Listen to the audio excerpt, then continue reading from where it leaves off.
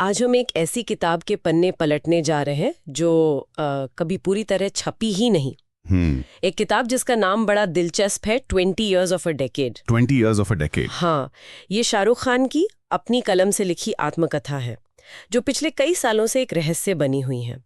तो आज हमारे पास जो इसके हिस्से हैं, जो इंटरव्यूज़ हैं, उनके ज़रिए हम उस किताब में नहीं बल्कि उस किताब के पीछे छुपे इंसान के जहन में उतरने की कोशिश करेंगे। और यही बात इस पूरी चर्चा को और भी खास बना देती है, क्योंकि ये एक सुपरस्टार की कहानी है जो उन्होंने शायद दर्शकों के लिए नहीं लिखी थी, बल्कि खुद के लिए। हाँ बिल्कुल।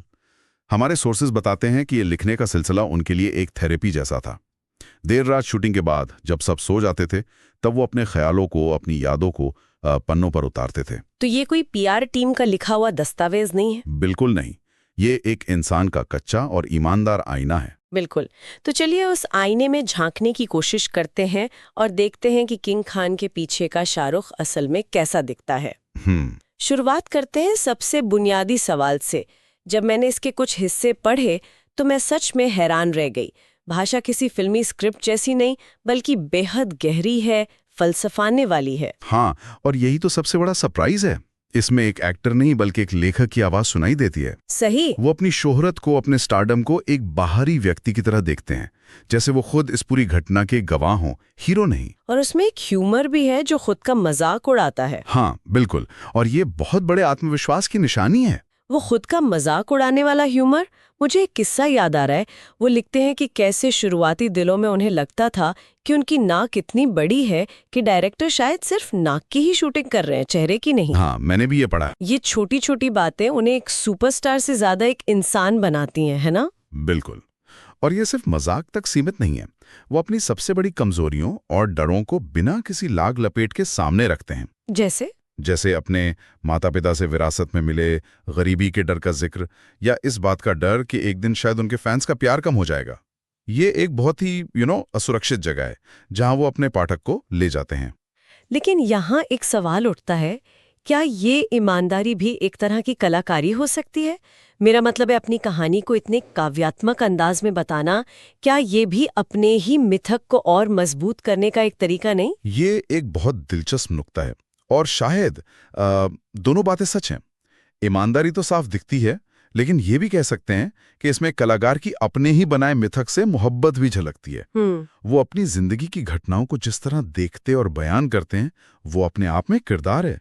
Shahrukh the story teller. मतलब वो सिर्फ ये नहीं बताते कि क्या हुआ, नहीं, वो ये महसूस कराते हैं कि उस पल में कैसा महसूस हुआ, और यही एक अच्छे लेखक की पहचान है। और ये कहानी, मुझे जो बात सबसे ज्यादा चौंकाती है वो ये है कि किंग खान की कहानी मुंबई की फिल्मी दुनिया से नहीं बल्कि दिल्ली की तंग गलियों से शुरू होती है। हाँ, Rajendra Nagar, Saint Columbus school. ऐसा लगता है जैसे उनकी असली पहचान की नींव मुंबई ने नहीं, दिल्ली ने रखी थी। आपने बिल्कुल सही पकड़ा। किताब इसी बात पर जोर देती है। उनका बाहरी होना, जो मुंबई में उनकी कमजोरी हो सकता था, वही उनकी सबसे बड़ी ताकत बना। अच्छा, कैसे? देखिए, दिल्ली का जो कंपटीशन है, वहां का थिएटर सर्किट, इसने उन्हें वो आत्मविश्वास दिया जो उन्हें मुंबई में पैर जमाने में काम आया। वो लिखते हैं कि दिल्ली आपको लड़ना सिखाता है और मुंबई आपको उस लड़ाई को बेचना सिखाता है। वाह! और इस लड़ाई की ट्रेनिंग उन्हें घर पर भी मिली होगी। किताब में उनके माता पिता का जिक्र बहुत गहराई से आता है। बहुत गहराई से। उनके पिता एक स्वतंत्रता सेनानी, एक आदर्शवादी इंसान, और उनकी माँ एक बेहद प्रैक्टिकल और मजबूत इरादों वाली महिला। और शाहरुख शायद इन दोनों का मिश्रण है। बिल्कुल। पिता से सपने देखने की आदत मिली और माँ से उन सपनों को हकीकत में बदलने की जिद। किताब में उनके गुजर जाने का जिक्र बहुत भावुक है। वो उस खालीपन की बात करते हैं जो उनके जाने के बाद रह गया, और वो मानते हैं कि उस खालीपन को भरने के लिए ही उन्होंने खुद को काम में झोंक दिया। तो पहले कामयाबी और फिर फैंस का प्यार, ये सब उस खाली जगह को भरने की एक कोशिश थी। एक कोशिश, बिल्कुल। तो ये दिल्ली वाला आत्मविश्वास और उस खालीपन को भरने की जिद, इसी ने उन्हें मुंबई में वो करने की हिम्मत दी जो कोई और हीरो सोच भी नहीं सकता था। मेरा मतलब है, उस दौर में जब हर कोई एक रोमांटिक हीरो बनना चाहता था, कोई जानबूझकर बाजीगर और डर जैसी फिल्मों में विलन का किरदार क्यों चुनेगा? ये तरकीब से कहीं ज्यादा एक जरूरत और एक सोची समझी रणनीति थी। रणनीति, हाँ। जैसा कि किताब बताती है, वो जानते थे कि वो पारंपरिक तौर पर हीरो मटेरियल नहीं दिखते, उनके पास कतार में खड़े होकर अपनी बारी का इंतजार करने का वक्त नहीं था। तो उन्होंने वो रास्ता चुना जिस पर कोई नहीं चल रहा था। एग्जैक्टली, उनका फलसफा साफ था। अगर तुम अच्छे बनकर भीड़ में खो सकते हो तो इतने बुरे बनो कि कोई तुम्हें नजरअंदाज ही ना कर सके।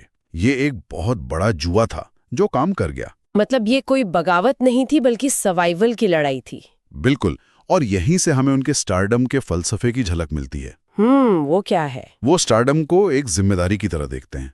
उनका मानना है कि सबसे बड़े कलाकार वो होते हैं जो दर्शकों को अपने अंदर उनके सपने देखने का मौका देते हैं। वो खुद को हीरो नहीं कहते? नहीं, वो खुद को एक माध्यम कहते हैं, एक खाली कैनवस जिस पर दर्शक अपनी उम्मीदें और अपनी ख्वाहिशें रंग सकें। ये बहुत गहरी सोच है। तो वो सिर्फ अपनी इमेज ही नहीं बल्कि अपने पूरे करियर के इकोसिस्टम को कंट्रोल करना चाहते थे।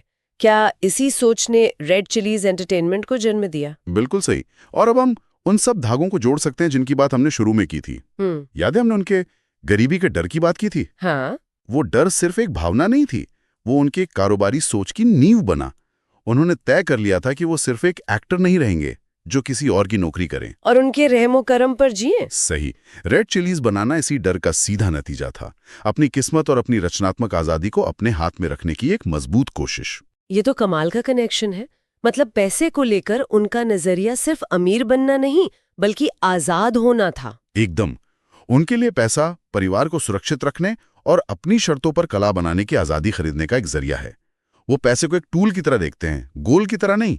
और ये फर्क उन्हें सिर्फ एक एक्टर से उठाकर एक रणनीतिकार और एक बिजनेसमैन के तौर पे स्थापित करता है। और ये सारी बातें हमें उस अधूरी किताब से ही पता चलती हैं। इस पूरी भागदौड़, रणनीति और स्टारडम के बवंडर में एक ऐसा भी सहारा होगा जो उन्हें जमीन से जोड़े रखता होगा। किताब में गौरी खान के बारे में क्या लिखा है? किताब उन्हें सिर्फ एक पत्नी के तौर पर नहीं बल्कि एक एंकर, एक मजबूत लंगर की तरह दिखाती है। वो उनकी जिंदगी का वो हिस्सा है जो बॉलीवुड की चकाचौंध से बाहर है। वो उनकी वो सच्चाइयां हैं जो कभी नहीं बदलती। अच्छा। किताब में उनकी प्रेम कहानी, उनके इंटरफेथ विवाह की शुरुआती चुनौतियों और गौरी की सादगी का बहुत खूबसूरती से जिक्र है। वो बताती हैं कि कैसे गौरी की मौजूदगी उन्हें ये याद दिलाती है कि स्टारडम के परे भी एक असली दुनिया है। ये बहुत जरूरी होता है, खासकर जब आप इतनी शोहरत के बीच जी रहे हो। और यही हमें कहानी के उस सिरे पर ले आता है जहां शाहरुख इसे खत्म करना चाहते थे। हाँ। उन्होंने कहा था कि ये किताब उनके सबसे छोटे बेटे अबराम के जन्म के साथ खत्म होगी। ये एक बहुत दिलचस्प जगह है अपनी जिंदगी की कहानी को रोकने के लिए, है ना? हाँ, और ये बहुत प्रतीकात्मक भी है। अबराम का जन्म उनके करियर के उस मोड़ पर हुआ जब वो सब कुछ हासिल कर चुके थे।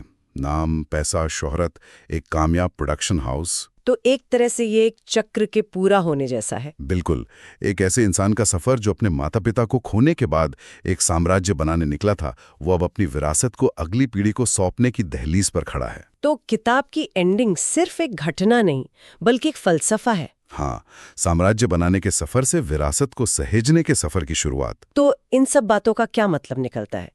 ये अधूरी किताब एक ऐसे इंसान की तस्वीर पेश करती है जो सिर्फ एक फिल्मी सितारा नहीं है।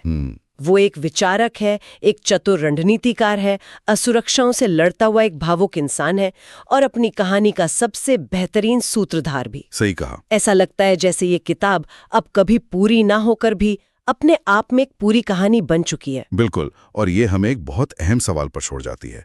किसी इंसान की असली विरासत क्या होती है?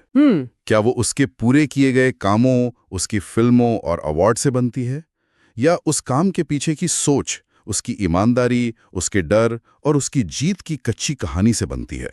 अच्छा सवाल है। शायद ये अधूरी किताब अपनी सच्चाई और बेबाकी की वजह से शाहरुख खान के बारे में किसी भी छपी हुई बायोग्राफी से कहीं ज्यादा बताती है। ये एक ऐसा विचार है जिसे सुनने वाले अपने साथ लेकर सोच सकते हैं।